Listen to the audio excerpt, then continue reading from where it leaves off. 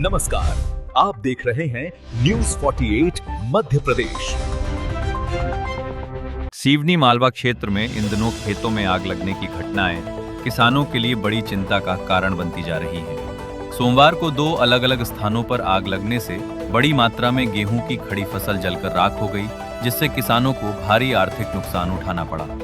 पहली घटना सिवनी मालवा के ग्राम मकोड़िया में सामने आई, जहां सोमवार दोपहर एक किसान की मेहनत पर अचानक पानी फिर गया। खेत के ऊपर से गुजर रही बिजली की लाइन में शॉर्ट सर्किट हो गया और उससे निकली चिंगारी सीधे गेहूं की खड़ी फसल पर जा गिरी।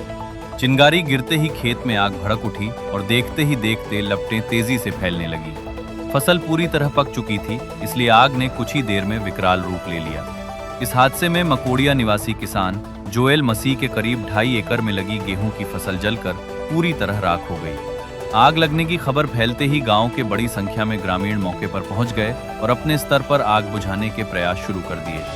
ग्रामीणों ने पानी और मिट्टी की मदद से काफी देर तक मशक्कत की। जब तक फायर ब्रिगेड मौके पर पहुंचती, उससे पहले ही ग्रामीणों की सतर्कता और मेहनत से आग पर काफी हद तक काबू पा लिया गया।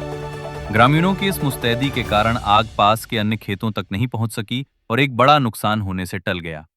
हालांकि किसान जोएल मसीह की 2.5 एकड़ फसल को बचाया नहीं जा सका।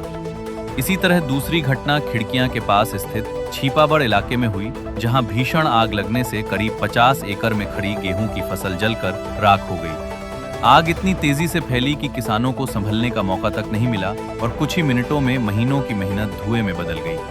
खेतों में आग लगने की लगातार हो रही घटनाओं से किसान बेहद परेशान हैं। गर्मी के मौसम में छोटी सी चिंगारी, बिजली के तारों में शॉर्ट सर्किट या बीड़ी सिगरेट जैसी लापरवाही भी बड़ी तबाही का कारण बन जाती है। किसानों का कहना है कि सरकार और प्रशासन को ऐसे मामलों में तुरंत सर्वे कर पीड़ित किसानों को उचित मुआवजा देना चाहिए, ताकि उनकी आर्थिक क्षति की कुछ भरपाई हो सके।